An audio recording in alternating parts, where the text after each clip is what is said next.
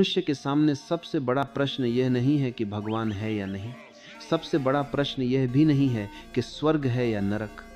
सबसे बड़ा प्रश्न है, मैं कौन हूं? तुमने कभी सोचा है कि हम सारी जिंदगी अपने बारे में ही गलतफहमियों में जीते रहते हैं? बचपन से हमें बताया गया, तुम्हारा नाम यही है, तुम्हारे माता पिता ये हैं, तुम्हारा धर्म यह है, तुम्हारा देश यह है। लेकिन क्या नाम ही तुम्हारी पहचान है? नाम तो बदला जा सकता है। क्या धर्म ही तुम्हारी पहचान है? धर्म तो परिस्थितियों से तय हो जाता है। अगर तुम भारत में पैदा हुए तो हिंदू, पाकिस्तान में हुए तो मुसलमान, यूरोप में हुए तो ईसाई। तो क्या आत्मा भी सीमा और धर्म के हिसाब से बदल जाती है?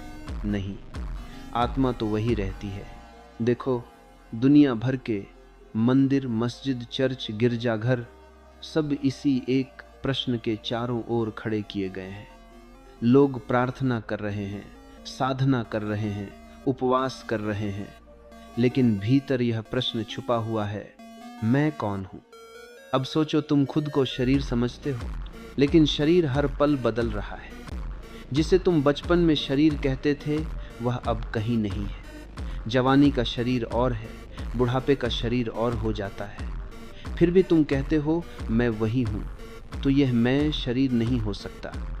तुम कह सकते हो मैं मन हूं, लेकिन मन भी स्थिर कहां है? सुबह हंसते हो, शाम को रोते हो, कभी क्रोध आता है, कभी प्रेम उमड़ता है। मन तो पागल बंदर की तरह एक डाल से दूसरी डाल पर कूदता रहता है। तो अगर तुम मन हो तो तुम्हें भी हर पल बदल जाना चाहिए, लेकिन भीतर कुछ है जो वही रहता है। यही सवाल खड़ा करता है, तो तुम हो कौन? यह सवाल ही तुम्हें भीतर की यात्रा पर ले जाता है, और यही खोज धीरे धीरे तुम्हें चेतना तक पहुंचा देती है। चेतना वह जो हमेशा है, वह जो न बचपन में बदलती है, न जवानी में, न बुढ़ापे में। वह जो हर सुख दुख, हर उतरा आर चढ़ाव के बीच साक्षी बनी रहती है। वही आत्मा है। जब तक आदमी खुद को केवल शरीर मानता है, तब तक उसकी पूरी जिंदगी मृत्यु के डर से घिरी रहती है। सोचो, शरीर नाजुक है, एक छोटी सी बीमारी, एक छोटा सा हादसा और सब खत्म। अगर तुम यही मान लो कि मैं शरीर हूं, तो मृत्यु तुम्हें हमेशा पीछा करती रहेगी। फिर जीवन केवल सुरक्षा का खेल बन जाता है। क्या खाएं कि शरीर सुरक्षित रहे, कैसे जिएं कि बीमारी न हो, कैसे बचें कि मौत दूर रहे। लेकिन मृत्यु तो निश्चित है। तुम लाख कोशिश करो, शरीर बचने वाला नहीं। और अगर तुम कहते हो मैं मन हूं, तो भी परेशानी खत्म नहीं होती। मन का स्वभाव ही अस्थिरता है। कभी हंसी आती है, कभी आंसू बहते हैं, कभी गुस्सा उमड़ता है, कभी प्रेम। मन हमेशा बदलता रहता है, जैसे आसमान में बादल आते जाते। अगर तुम मन को मैं मानते हो, तो तुम्हारी पहचान भी बदलती रहेगी। कभी तुम अच्छे इंसान हो जाओगे, कभी बुरे, कभी देवता, कभी राक्षस। तुम्हें कभी चैन नहीं मिलेगा। लेकिन अगर थोड़ा सा ठहर कर, थोड़ी सी सजगता से देखो, तो तुम्हें एक अद्भुत खोज होगी। तुम देखोगे कि शरीर बदल रहा है, मन बदल रहा है, लेकिन कुछ है जो कभी नहीं बदलता। बचपन में भी वह था, जवानी में भी वही है, बुढ़ापे में भी वही रहेगा। जब तुम रोते हो तब भी वह मौजूद है, जब तुम हंसते हो तब भी वह मौजूद है, जब तुम सोते हो तब भी वह गवाही दे रहा होता है। वह है चेतना। यही तुम्हारा असली घर है। शरीर तो जैसे कपड़े हैं जिन्हें तुम पहनते हो और छोड़ देते हो। मन तो जैसे एक उपकरण है जो विचारों के रूप में चलता है। लेकिन चेतना वह तुम्हारी जड़ है, तुम्हारा केंद्र है, तुम्हारा शाश्वत स्वरूप है।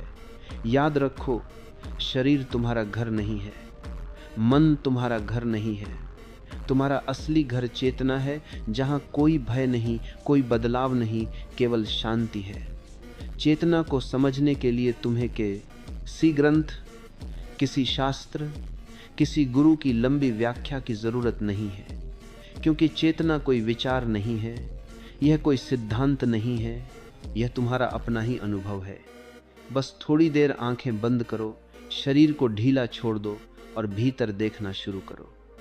तुम पाओगे विचार आते हैं, कभी योजनाएं, कभी यादें, कभी सपने। फिर वे विचार चले भी जाते हैं, वे स्थायी नहीं हैं। फिर भावनाएं आती हैं, कभी खुशी, कभी उदासी, कभी डर, कभी गुस्सा। लेकिन थोड़ी देर बाद वे भी बदल जाती हैं। कोई भी भावना हमेशा के लिए नहीं टिकती।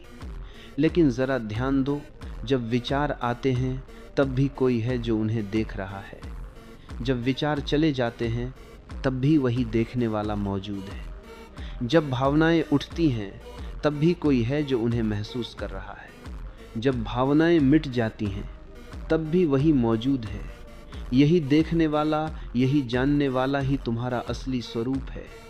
वह विचार नहीं है, क्योंकि विचार तो आता जाता है। वह भावना नहीं है जो मति की सरभावना नहीं है, क्योंकि भावनाएं तो बदलती रहती हैं। वह मन भी नहीं है, क्योंकि मन तो उछलता कूदता रहता है।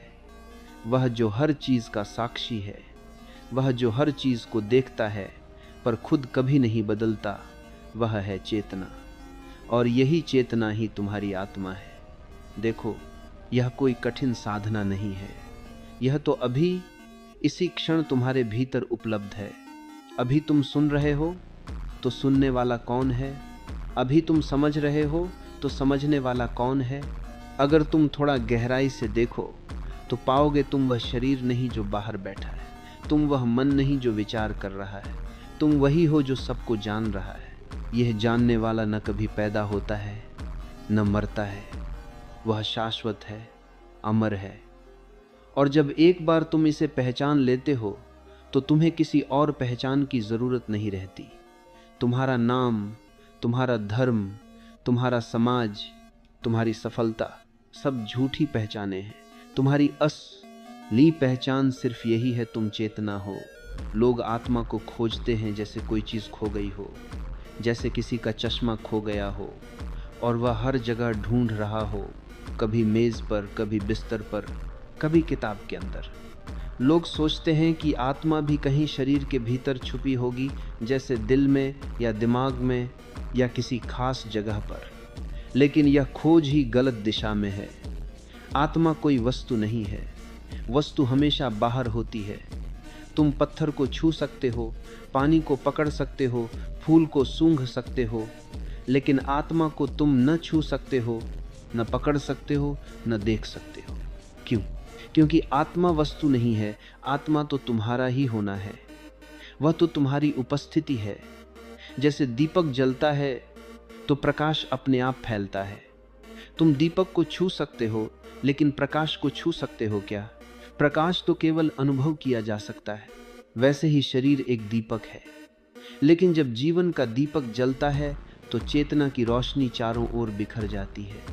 तुम चेतना को पकड़ने की कोशिश करते हो, लेकिन जैसे ही तुम पकड़ने की कोशिश करते हो वह हाथ से फिसल जाती है, क्योंकि पकड़ना वस्तु के लिए है और चेतना वस्तु नहीं है, वह तो तुम्हारी ही प्रकृति है। क्या तुम्हें कभी यह सवाल करना पड़ता है कि क्या मैं हूँ? नहीं।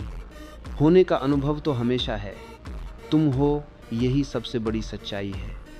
पर यह होना ही आत्मा है।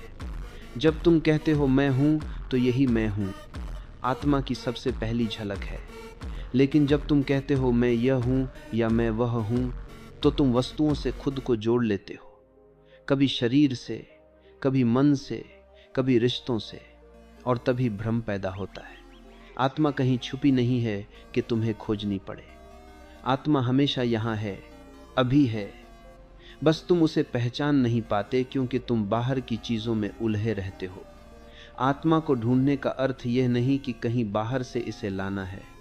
इस आत्मा को ढूंढने का अर्थ है अपनी आंखों से बाहर की धूल हटाना, अपने भीतर की सजगता को जगाना।